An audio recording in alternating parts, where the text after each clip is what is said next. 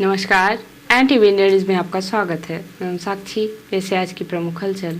Bharatiya Janata party के वरिष्ठ नेता और लोकसभा सांसद डॉक्टर राजेश मिश्रा ने 7 जुलाई को भोपाल में आयोजित भारतीय जनता पार्टी की विस्तारित प्रदेश कार्य समिति की बैठक में पारित राजनीतिक प्रस्तावों और 3 जुलाई को मध्य प्रदेश सरकार द्वारा विधानसभा में प्रस्तुत बजट को लेकर भाजपा जिला अध्यक्ष देव कुमार सिंह चौहान की अध्यक्षता एवं धौनी विधायक कुंवर सिंह टेकाम, जिला मीडिया प्रभारी सुरेंद्र दुबे की विशिष्ट उपस्थिति में आयोजित पत्रकार वार्ता को संबोधित करते हुए कहा कि भाजपा कार्यकर्ताओं की अथक मेहनत और परिश्रम से भाजपा को मध्य प्रदेश सहित देश भर में इस लोकसभा चुनाव में ऐतिहासिक सफलता प्राप्त हुई है।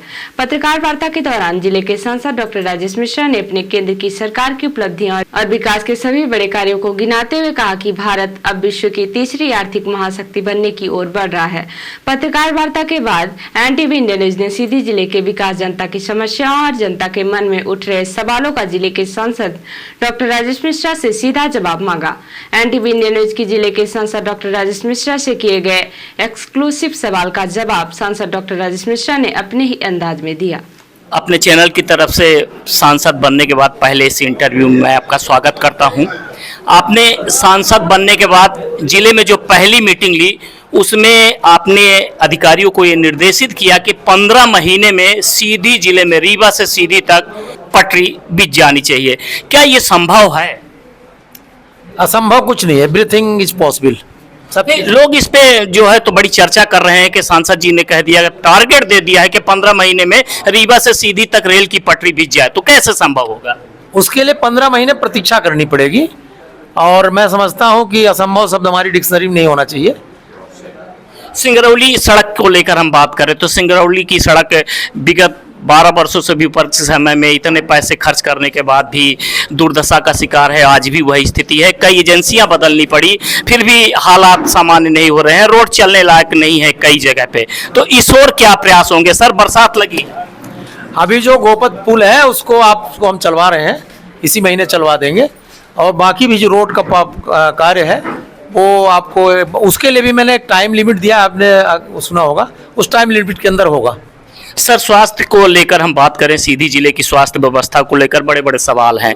डॉक्टरों की संख्या ना के बराबर है, कई विशेषज्ञ डॉक्टर नहीं है, हॉस्पिटल में जो व्यवस्थाएं हैं वो पर्याप्त नहीं है। आपने कहा कि अभी एक बयान आया आपका कि सीधी में स्वास्थ्य के क्षेत्र में क्रांतिकारी परिवर्तन होंगे। सर, ये परिवर्तन कैसे होंगे, क्या होंगे?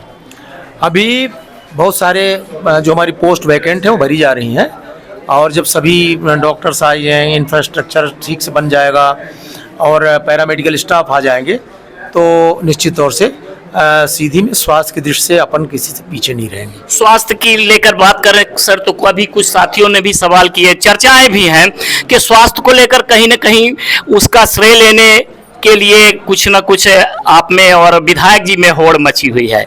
लेकिन जो होड़ तो ठीक है, लेकिन व्यवस्था में परिवर्तन क्या होगा? क्या वाकई में विकास होगा? सांसद जी ने कहा था कि 7 करोड़ रुपए मिले हैं, लेकिन उसका भी जो वो किया गया तो सामने नहीं आया कुछ भी।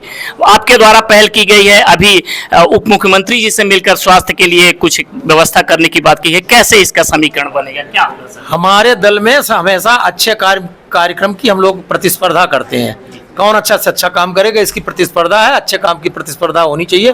ये आपसे सुन के बहुत अच्छा लगा। हम दोनों लोग चाहते हैं कि अस्पताल अच्छी हो। धन्यवाद सर। एक सवाल अभी हाल में ही अपने जिले के कई श्रमिक गुजरात में मारे गए।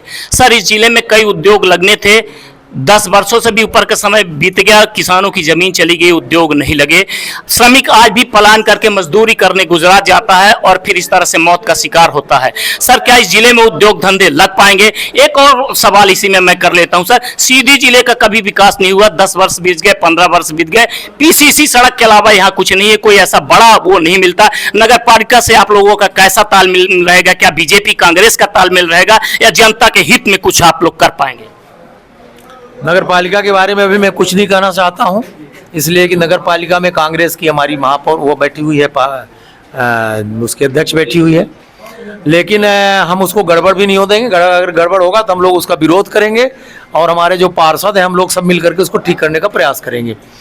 रही सीधी के विकास की बात है तो सीधी में मैं जब आया था और आज और आपको भी ध्यान होगा, सीधी में बहुत अमूल चूक परिवर्तन हुए हैं।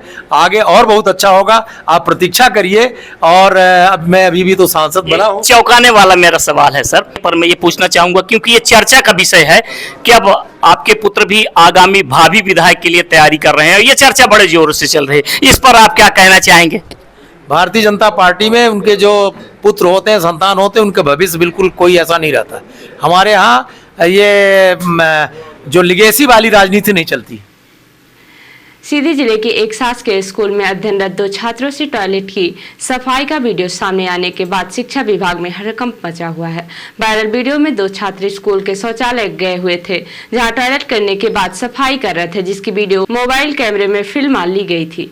लेकिन जब जीरो ग्राउंड ग्राम तिलबारी पहुंचे तो स्थिति कुछ और अलग रही, जहाँ बालिका शौचालय की हाल बुरा है। वहीं मामले में जिला शिक्षा केंद्र अधिकारी का दावा है कि अगर शिक्षकों ने टॉयलेट की सफाई कराई है तो उनके खिलाफ कार्यवाही की जाएगी। बच्चों के द्वारा शौचालय में सफाई किए जाने के वायरल वीडियो पर एनटीवी न्यूज की है विशेष रिपोर्ट, देखिए। विगत दिनों से सोशल मीडिया पर वायरल बच्चों के टॉयलेट साफ करने का एक वीडियो हड़कंप मचाए हुए है। दरअसल अपने सीधी जिले के शैक्षणिक संस्थानों की बातें भी गजब की हैं। यहाँ शिक्षा सत्र प्रारंभ होते ही बड़ी तैयारियां बताई जाती हैं, जिसमें छात्रों के गणवेश, साइकिल, पुस्तकों के साथ स्कूल की साफ सफाई, टॉयलेट की उपलब्धता सुनिश्चित किए जाने की बातें कही जाती हैं। लेकिन हकीकत में जमीनी हकीकत इन सब बातों से कोसों दूर होती है। विगत दिनों एक जनपद सदस्य के द्वारा एक वायरल किए गए वीडियो ने जिले की प्राथमिक शालाओं की व्यवस्था पर बड़ा सवाल खड़ा कर दिया है। वायरल वीडियो में जिला मुख्यालय से 35 किलोमीटर दूर स्थित प्राथमिक शाला तिलबारी के 2 मासूम बच्चों के द्वारा स्कूल के टॉयलेट की सफाई करने का वीडियो वायरल हो रहा है। वीडियो के सामने आने के बाद शिक्षा विभाग में हड़कंप मचा है और आरोप लग रहे हैं कि स्कूल की शिक्षकों के कहने पर बच्चों को शौचालय साफ करना पड़ रहा था। वहीं इस वायरल वीडियो को लेकर एनटीवी इंडिया न्यूज ने विभाग के डीपीसी राजेश तिवारी से जानकारी चाही तो उन्होंने कहा कि बच्चे शौचालय गए थे, जिसके बाद वो पानी डाल रहे थे। फिलहाल लग रहे आरोपों की मामले की जांच की जा रही है। यदि कोई भी इसमें दोषी होगा तो उस पर कड़ी कार्रवाई की जाएगी। कर मेरे संज्ञान में आया था आपके माध्यम से भी, और मैंने जब संज्ञान में आया तो बीआरसी को तत्काल लगाया था और बीआरसी को कहा कि तत्काल जा करके आप वहाँ देखिए वस्तुस्थिति क्या है। बीआरसी ने जो मुझे जांच में बताया तो बच्चे टॉयलेट गए थे, टॉयलेट के बाद पानी डाल रहे थे और चूंकि टॉयलेट साफ़ नहीं हुआ था तो वहीं पर ब्रश और टॉयलेट साफ़ करने का सामान रखा था, तो बच्चों ने हाथ में उठाया था। किसी शिक्षक ने या किसी प्रधानाध्यापक ने उनको टॉयलेट साफ़ करने के लिए नहीं कहा था। उसको और गहराई से जांच करने के लिए हमने बीआरसी को कहा है कि बीआरसी के अलावा एक समिति बना दें जो उस विद्यालय के शिक्षक के अलावा हो और उसकी विस्तृत जांच बना लें क्या स्थिति है वस्तुस्थिति, और जैसी वस्तुस्थिति आएगी यदि कहीं शिक्षक का इन्वॉल्वमेंट पाया जाएगा तो शौचालय साफ करने के लिए कहा गया होगा तो निश्चित कार्रवाई होगी। एनटीवी इंडिया न्यूज ने इस मामले की हकीकत जानने के लिए जिला मुख्यालय से 35 किलोमीटर दूर ग्राम तिलवारी में उक्त स्कूल में पहुंचकर स्कूल के शिक्षकों से उन पर लग रहे आरोपों के संबंध में बात की तो उन्होंने कहा कि हमने कभी किसी बच्चे से टॉयलेट साफ नहीं कराया। उन्होंने कहा कि यहाँ सफाई कर्मी नहीं है तो कभी कभी हम ही इसे साफ करते हैं। सर, आपके विद्यालय का एक वीडियो बहुत ही तेजी से वायरल हो रहा है जिसमें आपकी स्कूल के बच्चे शौचालय साफ करते हुए दिखाई दे रहे हैं।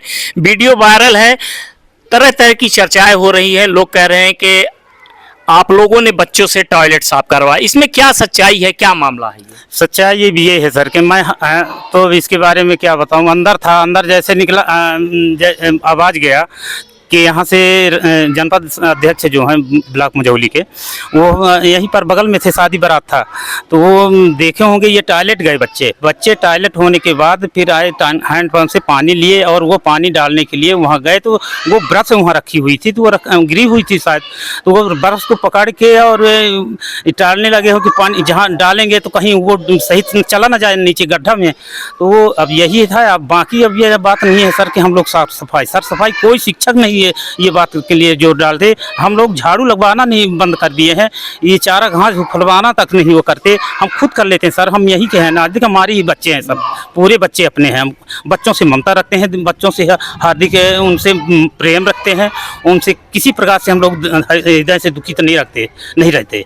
इस तरह की वीडियो वायरल करने के पीछे क्या मनसा आपको लगती है? ये मनसा मुझे अब नहीं, इसके बारे में भी मुझे कोई सदमा नहीं हो रहा कि ये क्यों ऐसा वायरल किया गया। ये कि शासन से क्या आपकी स्कूल के लिए कोई सफाई कर्मी या स्वीपर की कोई सुविधा नहीं है, कोई सुविधा नहीं है सर। हाँ। ये मैं खुद अपने हाथ से करता हूँ सर, यहाँ के अगल बगल वाले देखने वाले भी हैं जी। शासन से कोई स्वीपर या कोई नहीं है सफाई सर, कर्मी नहीं है। तिलवारी गांव में बच्चियों के लिए टॉयलेट नहीं है, जो टॉयलेट है वो इतनी जर्जर अवस्था में है कि उसमें बच्चे तो क्या जानवर भी नहीं जा सकते हैं। ग्राम तिलवारी में आदिवासी बच्चों के द्वारा टॉयलेट साफ करने के वायरल वीडियो ने इस जिले में स्कूलों की स्थित शौचालयों की स्वच्छता पर बड़ा सवाल कर दिया है। लेकिन उससे भी बड़ा सवाल यह है कि जब स्कूलों में सफाई कर्मी ही पदस्थ नहीं है तो शौचालय की साफ सफाई कौन करे, स्कूल के बच्चे या शिक्षक? लेकिन इसका जवाब सरकार के पास मिलेगा, हमारे पास नहीं। ग्राम तिलवारी से एनटीवी इंडिया न्यूज के लिए धर्मेंद्र की रिपोर्ट। जिला युवा कांग्रेस कमेटी सीधी के अध्यक्ष देवेंद्र सिंह दादू ने एक प्रेस विज्ञप्ति के माध्यम से बताया कि 18 जुलाई को आयोजित सत्याग्रह धरना माननीय अजय सिंह राहुल भैया, पूर्व नेता प्रतिपक्ष एवं श्री मितेंद्र दर्शन सिंह अध्यक्ष मध्य प्रदेश युवा कांग्रेस के नेतृत्व में आयोजित है, जिसकी तैयारी बैठक जिला युवा कांग्रेस कमेटी सीधी द्वारा आगामी 14 जुलाई रविवार 2024 को समय 11 बजे जिला मुख्यालय स्थित कांग्रेस कार्यालय जवाहर कांग्रेस भवन में नीट परीक्षा में हुई धांधली, नर्सिंग घोटाले के साथ ही जिले के स्थानीय मुद्दों को लेकर शासन प्रशासन को घेरने की रूपरेखा बनाने हेतु एक संगठनात्मक बैठक का आयोजन किया जा रहा है, जिसमें जिला अध्यक्ष श्री सिंह ने युवा कांग्रेस कमेटी के समस्त पदाधिकारीगण, पूर्व पदाधिकारीगण, कार्यकर्ता एवं संगठन के अन्य विभागों के पदाधिकारी से उक्त मीटिंग में समय से पहुंचने की अपील की है। श्री सिंह ने कहा कि झूठ बोलकर शासन सत्ता में काबिज हुई भाजपा की सरकार जिन वादों को करके चुनावी रण में उतरे थे, चुनाव जीतने के बाद उनमें से कोई एक वादा पूरा नहीं कर पा रहे। जनता में आक्रोश बढ़ रहा है, जनता संगठन के साथ मिलकर सरकार के खिलाफ मुखर होने हेतु तत्पर है। सीधी जिले के कलेक्टर सरोज सोमवंशी ने आदेश जारी कर धर्मदास गुप्ता राजस्व निरीक्षक मझौली को तत्काल प्रभाव से निलंबित किया है। जारी आदेशानुसार धर्मदास गुप्ता राजस्व निरीक्षक मझौली को कारण बताओ सूचना पत्र जारी कर जवाब चाहा गया था, किंतु जवाब समाधान कारक नहीं पाए जाने के फलस्वरूप श्री गुप्ता को तत्काल प्रभाव से निलंबित किया गया है। निलंबन अवधि में श्री गुप्ता का मुख्यालय भू अभिलेख कार्यालय सीधी नियत किया गया है। 12 जुलाई को पर्यावरण संरक्षण एवं संवर्धन के प्रति जागरूकता लाने जिला विधिक सेवा प्राधिकरण, जिला सीधी एवं वन विभाग के संयुक्त तत्वावधान में ग्राम पंचायत सिहौलिया में एक पेड़ मां के नाम प्रदेश व्यापी वृहद पौधरोपण अभियान के अंतर्गत विधानसभा क्षेत्र सिहावल के ग्राम पंचायत सिहावल में विधायक विश्वामित्र पाठक सहित न्यायाधीशगण एवं अधिकारियों द्वारा पौधरोपण किया गया। इस अभियान के तहत न्यायिक मजिस्ट्रेट प्रथम श्रेणी अभिषेक साहू एवं सोनू जैन, पुलिस अधीक्षक डॉक्टर रविंद्र वर्मा, वन मंडलाधिकारी क्षितिज कुमार, मुख्य कार्यपालन अधिकारी जिला पंचायत राहुल धोटे, ओपी त्रिपाठी द्वारा अभियान में सहभागिता कर पौधारोपण किया गया। रिपोर्टर मायरो तेला ने बताया कि वरिष्ठ पुलिस अधीक्षक प्रहलाद नारायण मीणा नैनीताल द्वारा फरियादियों के खोए हुए मोबाइल फोन को बरामद करने एवं त्वरित कार्यवाही की जनपद स्तर पर गठित मोबाइल ऐप सेल को मोबाइलों को बरामद करने आवश्यक दिशा निर्देश दिए गए थे। Prakash Chand SP city Haldwani, Harbans Singh SP crime यातायात नैनीताल के निर्देशन में तथा सुमित पांडे क्षेत्राधिकारी ऑप्स हल्द्वानी के पर्यवेक्षण में निरीक्षक प्रभारी Hemchand Pant mobile app cyber cell के नेतृत्व में शिकायतकर्ताओं के प्रार्थना पत्रों के आधार पर माह जनवरी से जून तक IMEI नंबरों को प्रभारी एसओजी संजीत राठौर के माध्यम से सरविलास लगाए जाने के उपरांत खोए मोबाइलों का IMEI का प्रचलन में होना पाया गया। उक्त मोबाइलों को विभिन्न राज्यों उत्तर प्रदेश, बिहार, दिल्ली, जम्मू कश्मीर, मध्य प्रदेश, झारखंड, बिहार व पश्चिम बंगाल, हिमाचल प्रदेश, उत्तराखंड के विभिन्न जनपदों से कुल 269 mobile phone mobile app team द्वारा बरामद किए गए, जिनकी अनुमानित कीमत 46,35,000 रुपए है, जिन्हें उनके मालिकों को वापस करके नैनीताल पुलिस ने 269 फरियादियों के चेहरे पर मुस्कान लौटाई। और अब से प्रादेशिक हलचल। बीजेपी सांसद की पत्नी ने कराया मुन्नत। छिंदवाड़ा में पति की जीत के लिए मांगी थी मन्नत, कहा प्रतिज्ञा पूरी हुई। इंदौर में नाइट कल्चर पर लगी पाबंदी, सीएम ने तत्काल प्रभाव से निरस्त किया पिछला आदेश। MP हाई कोर्ट के चीफ जस्टिस बने Gurmeet Singh, supreme court collegium ने की सिफारिश। और सागर में कैबिनेट मंत्री प्रहलाद पटेल बोले, प्रदेश में हो रहे पौधरोपण की 1 साल बाद कराई जाएगी गिनती। और अब से राष्ट्रीय हलचल। 25 जून संविधान हत्या दिवस घोषित, केंद्र सरकार का ऐलान, नोटिफिकेशन जारी। 1975 में इसी दिन लगी थी इमरजेंसी। राहुल गांधी स्मृति ईरानी के बचाव में आए, कहा उनके खिलाफ अपमानजनक भाषा ठीक नहीं। गडकरी बोले, जो करेगा जात की बात कसकर मारूंगा लात। मेरे निर्वाचन क्षेत्र में 40% मुसलमान। और मोदी पुतिन की मुलाकात पर अमेरिका का रिएक्शन। अमेरिकी राजदूत बोले, भारत अमेरिका की दोस्ती अभी इतनी पक्की नहीं। तो ये थी आज की प्रमुख हलचल। नमस्कार।